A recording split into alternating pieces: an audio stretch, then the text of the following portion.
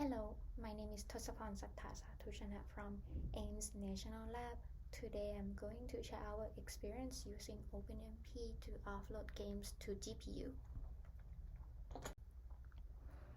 This project is supported by the Department of Energy for Exascale Computing Project or ECP.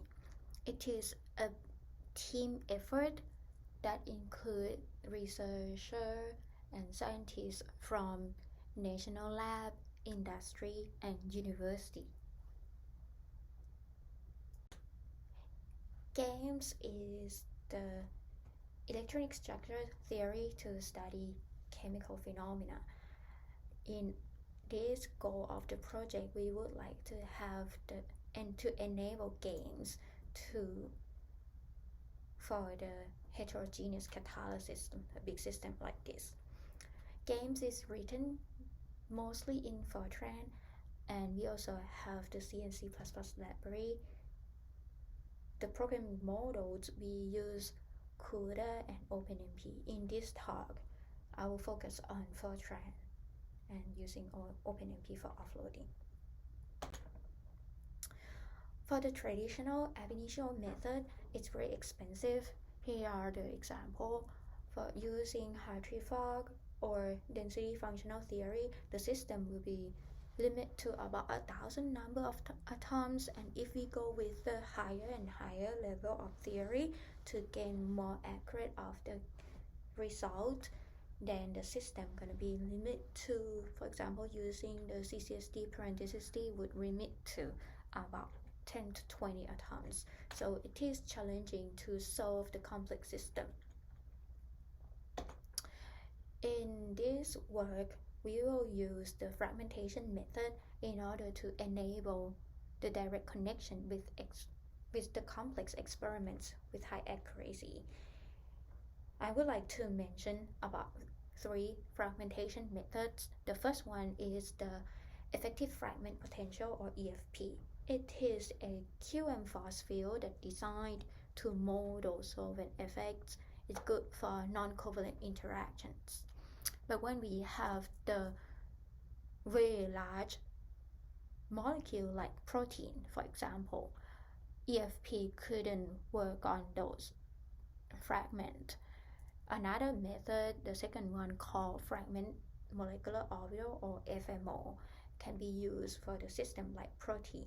Basically, the idea is to break the system into the smaller piece, and then we do the computation on those fragments. So the method is still considered as an ab initio method that derived based on many-body expansion. But there's some limitation of the FMO. That's why there's the last one that I'm going to mention is called the effective fragment molecular orbital or EFMO, which is the merger of the EFP with FMO. It simplifies FMO and also improves the accuracy, so it's still an ab initio method that would be good for the very large system, not just only for protein. In order to have EFMO on the heterogeneous catalysis, for the heterogeneous catalysis, we have to make a new design of the method in order to enable the method. So here is the first of all, I would like to introduce like the diagram how EFMO is done. But based on the energy expression, it can be simplified in this way that include the interaction of the monomer and the dimer interaction.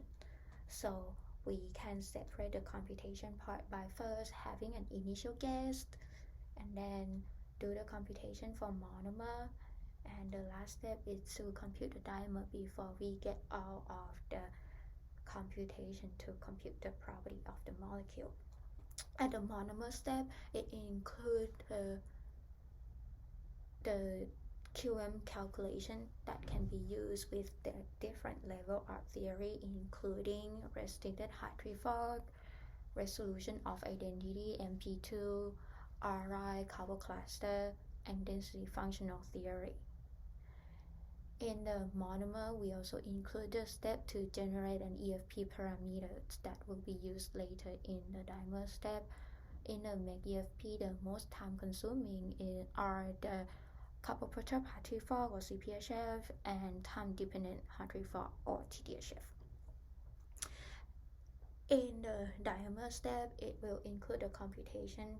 We would have the QM diamer that use the QM calculation that I mentioned. It can be used the method that I mentioned before, and we also have the approximated diamer, which is using EFP method, which is very fast. So in order to improve the time to solution of the EFMO calculation, we gonna offload all of the QM part, which are the bottleneck of the EFMO method, to GPU. So next I will walk you through on each step of the computation that we offload to GPU, and then combine the method in order to tackle our science challenge problem. The first method that we offload to GPU is the initial molecular orbital guess. Because in electronic structure theory, we describe by the calculation based on the molecular orbitals, and it is an iterative procedure, so it needs a set of the initial guess of the orbitals.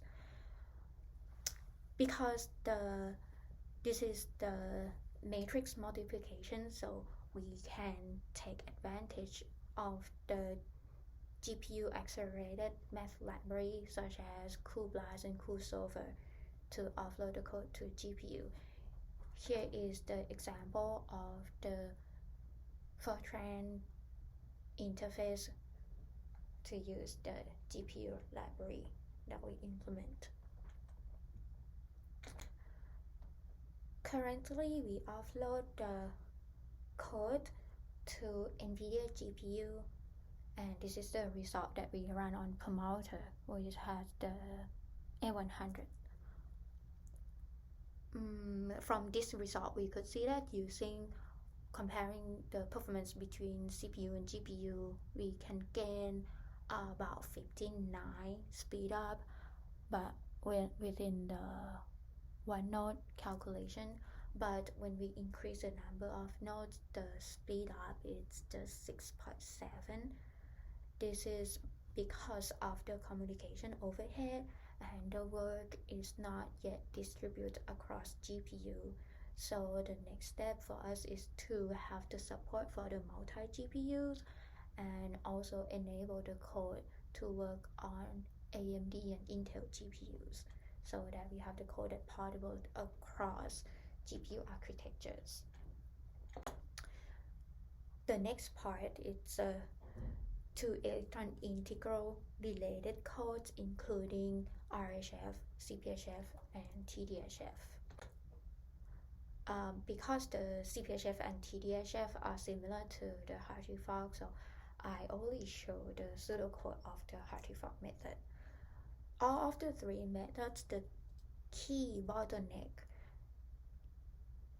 include two steps. First is the evaluation of the two-electron integral, and the next part is the contraction to build the fork matrix. Because the code are very similar, the difference is at the fork building part. So instead of inlining of the code, we put the integrals and the fork build into subroutine, so that it will save a lot number of lines of the code. So in here, this is the example that we use the OpenMP target distribute parallel do, and then loop over the indices, call the routine to compute integral, and then call the routine to do the fork build.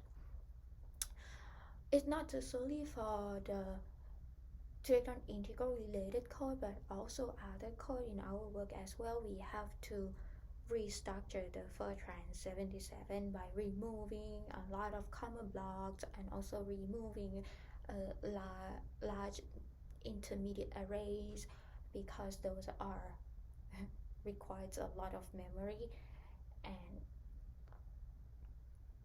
will help our application to fit to the small GPU memory. In order to evaluate the performance of our code across GPU architectures, we create a mini app called mini ERI by extracting to do the computation only just one iteration of the RHF method. And we test on V100, A100, MI 256, and PVC. So far, the performance of the code, it's rely on the performance of the compiler. Well, overall, the computation from our code work very well on A100 using NVHPC, and it's also have a good performance on PVC using one API. Then we incorporate our effort from the mini ERI into the full games, and these are the list of the compilers and the GPUs that we can offload our code to GPU on the DOE exascale computers. The next part is for the when we go to a higher to achieve a higher accuracy, we use RIMP2. So to offload RIMP2,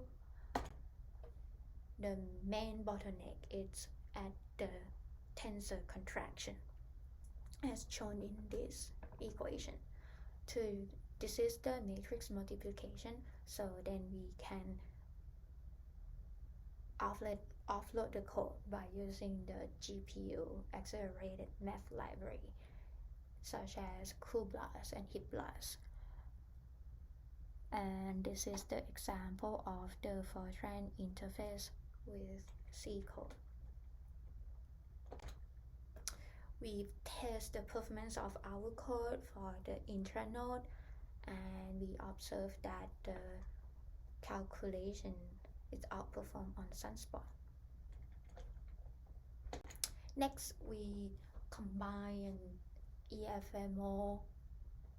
We combine the MP2 with EFMO, and this is the scalability of the RIMP2 only for this molecular system, and we could see a good linear. We can still see a good linear scaling when we incorporate the RIMP2 into the FMO running on more than 1,000 number of GPUs on these clusters.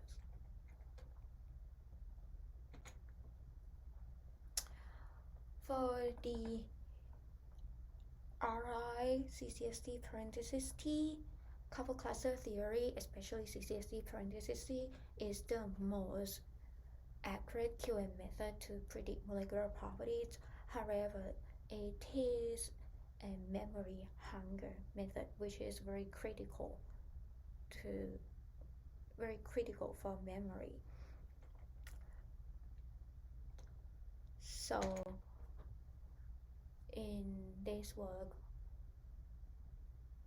in order to use the couple cluster method, we have used the resolution of identity approximation to help reduce the computational cost, and also to offload the bulk to GPU. The major computation task in the RI CCST parenthesis T is the tensor contractions, and these operations can be done by using the GPU math libraries such as cuBLAS and HipBLAS. To fit our matrices required for tensor contraction on the small GPU memory, we split these matrices into tiles, and then this tile gonna be computed to construct on the GPU.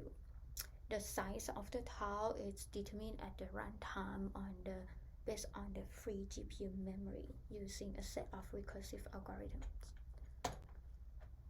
This is the result when we offload the triple correction part, which is the most time consuming in the RICCSD parenthesis T2 GPU. And you could see that when we go with the larger and larger molecular system, the computation using CPU could take like 5 days on promoter, but by having the offloading code, now we can achieve the computation within 18 hours. Similarly, on the Frontier, we test on the buckyball C60, and we still can see a nice linear scaling, or even though we use thousands number of GPU.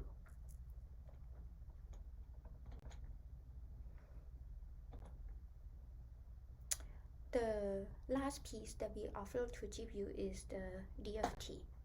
DFT, for this part, we're going to focus on the exchange correlation part. So in the system, it have the molecular grid, and this can be partitioned into localized cube. And this cube gonna keep recursively partitioned into the number of the grid point until it reached to the certain threshold value. And by doing in this way, it's gonna include just only the significant matrix elements that contribute to the grid point in the cube, and this can be efficiently used in the DFT code. If you look at the slice of the cube, it can be viewed as, we can view it as a matrices of the blockwise bus, and we can compress the matrices by including only the significant matrix elements, which is colored in tiles. Since the very large grid chunk are needed to optimally use to GPU, we use VBash from Magma library in order to offload it to the GPU. Here is the result by comparing the speed up between CPU and GPU for the calculation at a different size of water cluster. The calculation is performed on V100 on Summit. We can see the good speed up when we include a larger input. This is simply because when we increase more work, then we can see a better speed up. Now, since we have all of the pieces offloaded to GPU, now we can combine them for the EFMO calculation.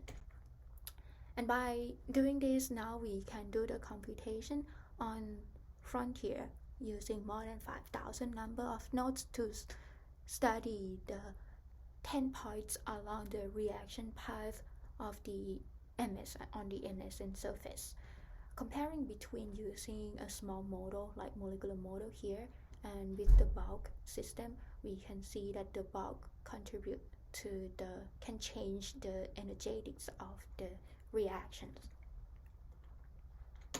To achieve a higher accuracy, we could also separate the system into layers by having all of the active region using a high level of theory. In this case, we use RICCSD parenthesis T, and all the other using the lower level of theory. In this case, we use RIMP2. And by doing that, we can use it to study the reaction pathway of the target system as shown in this reaction profile. And we can also, by taking one of the input, we can see the speed up on Summit about 5.7, and on Frontier the speed up is about 2.7. And this is all of my talk, how we use OpenMP to offload electronic structure theory to study heterogeneous catalysis.